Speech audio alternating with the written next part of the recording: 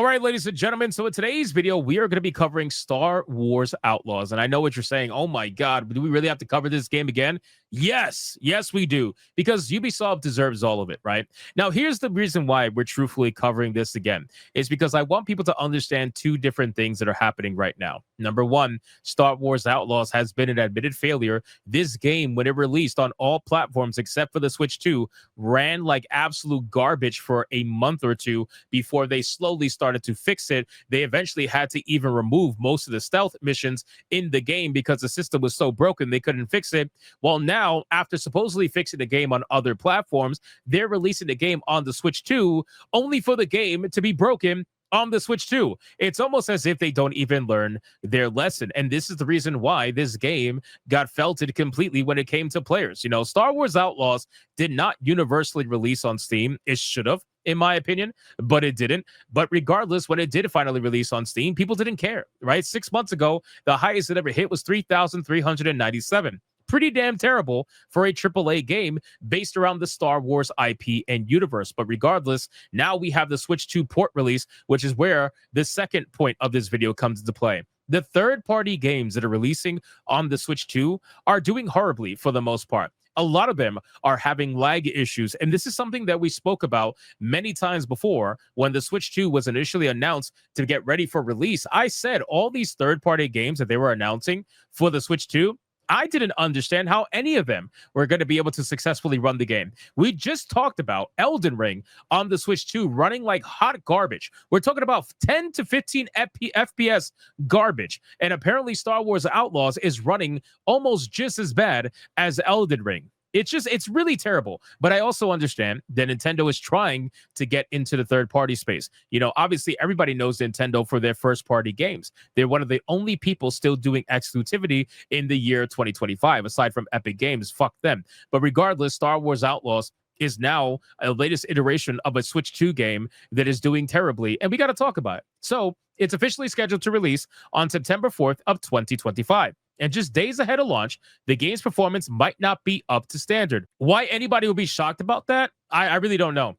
I'm not shocked by this. I feel like this is something that everybody should have seen coming from a mile away. You got a terrible company like Ubisoft that doesn't know how to optimize their video games at release. They always have to fix them after the fact. Then you also got the Switch 2, which is just, for all intents and purposes, weaker hardware. I'm sorry. That's just the truth. It's the weakest hardware out of all the hardware out there. And you're putting a game like Star Wars Outlaws on the platform that really shouldn't be on the platform. Unless you're going to minimize the graphics to the point where it's abysmally bad, there's no reason to put the game on the platform. You're going to have to deal with the bad performance at this point. But anyway, Star Wars Outlaws for Nintendo Switch 2 was announced during the partner showcase on July 31st. Outlaws will be the first Ubisoft game to arrive for the new console. However, a new report reveals that the game's performance is not the best, even with the release less than a week away. It says, spotted by Game Brand, GVG was present at PAX West 2025, where they were able to try Star Wars Outlaws for the Switch 2. Their new YouTube video states that Nintendo had all the games from Gamescom 2025 at display at PAX West 2025, with the only exception being Star Wars Outlaws. They were able to test the Star Wars Outlaws at this event, but they were not allowed to capture any gameplay footage of the demo version. Oh, that is sus. That is highly sus. We should throw a red flag on the field right now. And the funny thing is, you're going to have some Nintendo shills. They're going to be like, that doesn't mean the game runs terribly. It just means they want us, whatever excuse. Stop spoilers. I really don't know. The game's been out for a while. What are you trying to spoil? This is a massive red flag. Throw the flag on the field.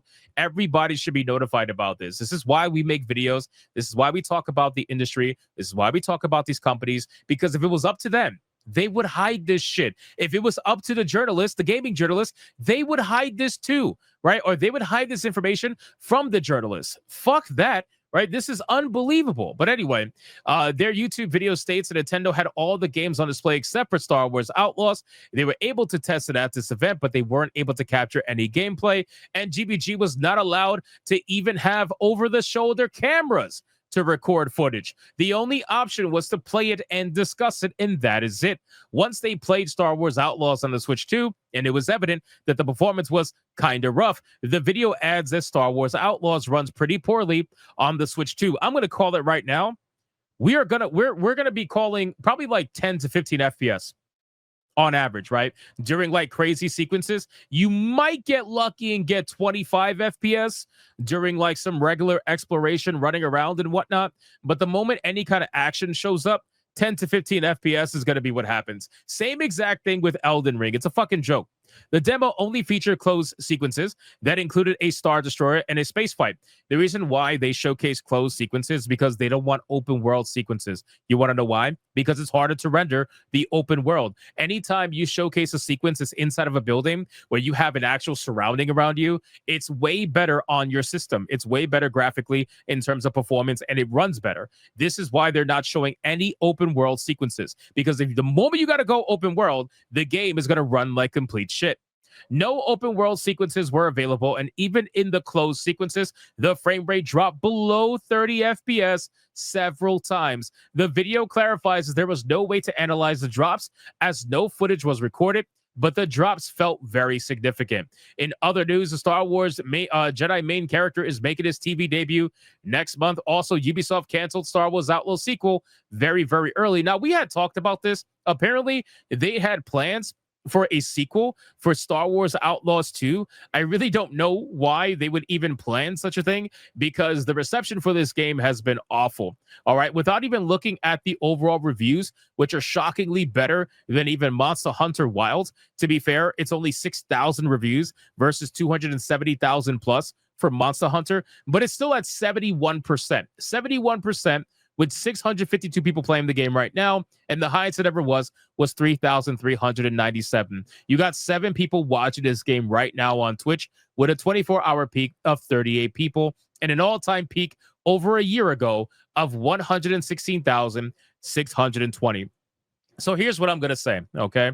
When it comes to Star Wars Outlaws, and this will probably be hopefully the final video I make on Star Wars Outlaws, the game's an absolute joke. We all know that. In terms of a Star Wars game, it's a massive failure. In terms of a regular game, it's an even bigger failure, right? Star Wars Outlaws had everything going for it in terms of name brand. It had Ubisoft behind it. It had all the money and support in order to make it into something special, and they decided to make it into something stupid. And then they let players just have a field day making fun of it because, well, they get what they deserve at this point. Ubisoft, unfortunately, didn't treat the game properly. They didn't treat the IP properly. They wanted to turn it into something of whatever the hell their vision was for the game, and nobody liked it. Switch 2 is not going to be a platform that's going to be able to run this game properly. If the game was not running properly on some of the biggest PCs out there, the best hardware out there, what makes you think the game is going to run properly on the Switch 2? It took them months to be able to fix the game on PC. What do you think is going to happen when they have to limit the game tremendously in order to run on the Switch 2?